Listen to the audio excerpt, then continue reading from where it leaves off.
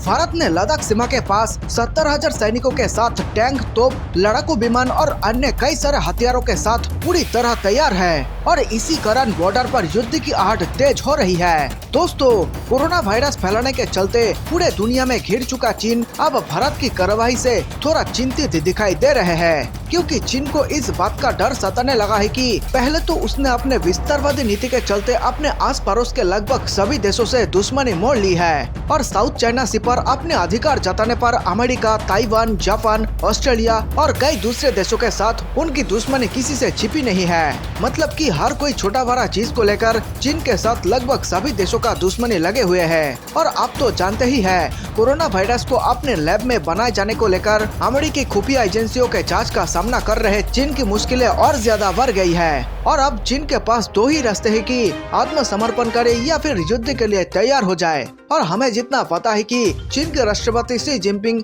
युद्ध से डरता है, वे कभी नहीं चाहते कि युद्ध हो। इसीलिए तो चीन ने पीठ पीछे वार करने के लिए जैविक हथियार का इस्तेमाल किया, जिसे हम सब कोविड-19 के रूप में जानते हैं। और दूसरी तरफ भारतीय सेना भी बॉर्डर पर तैनात हो चुके हैं। बस सही मौका देखकर ड्रैगन पर हमला बोल दिया जाएगा। दोस्तों, अभी माना जा रहा है कि चौतरफा घिरे चीन को अब पता लग गया है कि उनका अंत निकट आ गया है। इसीलिए वो अब अपने हरकतों में सुधार करने की कोशिश कर रहे हैं और भारतीय सेनाओं की ताकत से भी बेहद डरे हुए हैं, क्योंकि उनको पता है कि हमारे जवान कितने मजबूत और ताकतवर होते हैं। और एक साल पहले ही उनको इस बात का पता चल गया था। चीनी सैनिकों को ये भी पता है कि अगर फिर कोई झपर हुई तो उसमें अगर वे एक भारतीय जवान को मारेगा तो उनके तरफ से भी 10 चीनियों को मारने की क्षमता रखता है हमारे भारतीय जवान। तो अब चीनी सरकार को इसी बात का डर सता रहा है कि उनके देश पर चौतरफा हमला ना हो जाए। इसीलिए अब लग रहा है कि चीन खुद ब खुद अपने सैनिकों को पीछे हटाने में लग गए हैं। और ऐसा लग रहा है कि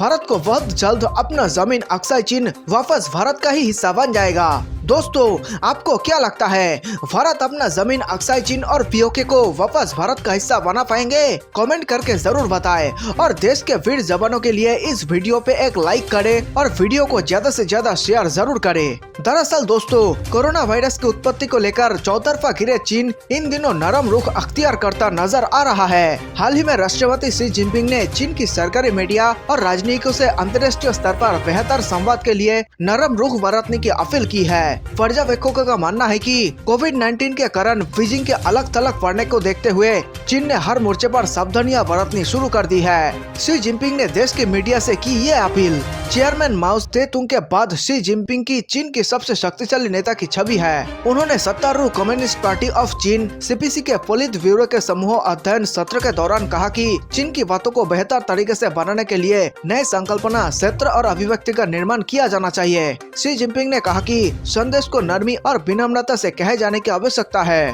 भाषण पर सरकारी चाइना डेली ने लिखा कि शी ने कहा कि ऐसी भाषा का इस्तेमाल किया जाना चाहिए जिसमें खुलापन, विश्वास हो और इसे नरमी और विनम्रता से कही जाए। इसने बताया कि चीन को ऐसी आवाज की जरूरत है जो इसके राष्ट्रीय ताकत और अंतर्राष्ट्रीय स्थिति के अनुकूल हो। शी ने चीनी संस्कृति को विदेशों में प्रसारित करने के प्रयास पर जोर दिया।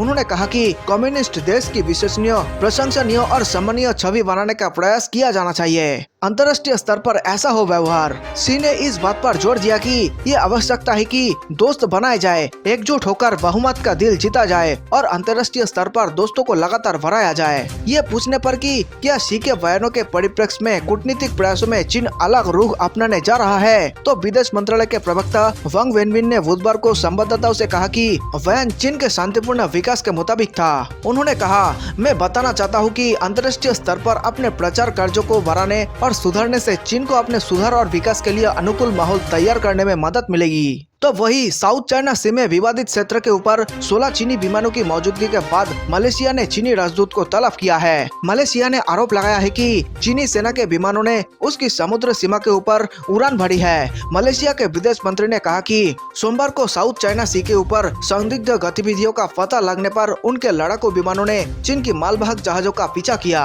उन्होंने इस घटना को राष्ट्रीय संप्रभुता के लिए गंभीर खतरा करार दिया है। हालांकि चीन का कहना है कि उसके विमानों ने पूरी तरह तरह अंतर्राष्ट्रीय कानून का पालन किया। मलेशिया के वायुसेना के मुताबिक चीनी विमान 27,000 फीट पर रणनीतिक फॉर्मेशन में उड़ रहे थे और मलेशिया के तट के 110 किलोमीटर करीब तक आ गए। बयान में कहा गया कि इन विमानों से संपर्क की कोशिश की गई मगर किसी ने जवाब नहीं दिया। इसके बाद मलेशियाई लड़ाकू विमानों ने उड़ान भरी और मुआयना किया।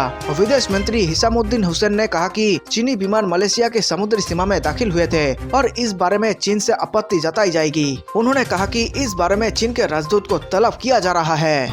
भारत चीन की जमीनी जंग दिन प्रतिदिन बढ़ता ही जा रही है। भारतीय सीमा पर लगातार चीन अपनी हदें पार कर रही है, जिसके बाद भारतीय जवान ने भी चीन को जबरदस्त सबक सिखाई है। दोस्तों, इससे अच्छा समय अक्सर चीन वापस लेने का और कभी नहीं आ सकता। जैसा कि आपको पता ही है, चीन में फिर से कोरोना वायरस के नए वेरिएंट आए हैं, जिसके चलते चीन में तहलका मचा हुआ है और वहां की सरकार भी चीन के हालात को लेकर काफी परेशान हो चुके हैं। और खबर तो ये भी आ रही है कि चीन के कई सारे सैनिकों को कोरोना हो गया है और इस हालत में तो वो सीमा पर तैनात नहीं रह सकते। तो ऐसे में भारत के पास ये एक सबसे बड़ा मौका होगा और साथ में भारत ने भी LAC पर 60 से 70 हजार जवान को तैनात कर रखा है। और अगर भारत एक काम कर लेता है तो अगले 3 दिन के अंदर अक्साई चीन एक बार फिर से भारत का हिस्सा बन जाएगा। आखिर वे कौन सा काम है बेहद विस्तार से बताएंगे, जिसके बाद आपके दिलों में खुशी की लहर दौड़ पड़ेगी। दोस्तों, आप तो जानते ही है कि दुनिया भर में तबाही मचाने में सक्षम रूस के 5वीं पीढ़ी के फाइटर जेट सुखोई 57 के हथियारों के जखीर में 4 ब्रह्मास्त्र शामिल हो गए हैं। ये ब्रह्मास्त्र इतने खतरनाक है कि सुखोई के पायलट के इशारे मात्र पर दुश्मन को मटिया मेट करके सुरक्षित वापस आ सकते हैं। जी हाँ, रूस का सुखोई 57 फाइटर जेट अपने साथ 4 अखोत्निक ड्रोन विमान ले जाने में सक्षम हो गया है, जो भीषण हमले करने के लिए बनाए गए हैं। रूसी समाचार एजेंसी तास के मुताबिक सुखोई को बनाने वाले सूत्रों ने बताया कि अटैक ड्रोन विमानों को फाइटर जेट से संचालित करने की योजना पर काम चल रहा है। उन्होंने कहा कि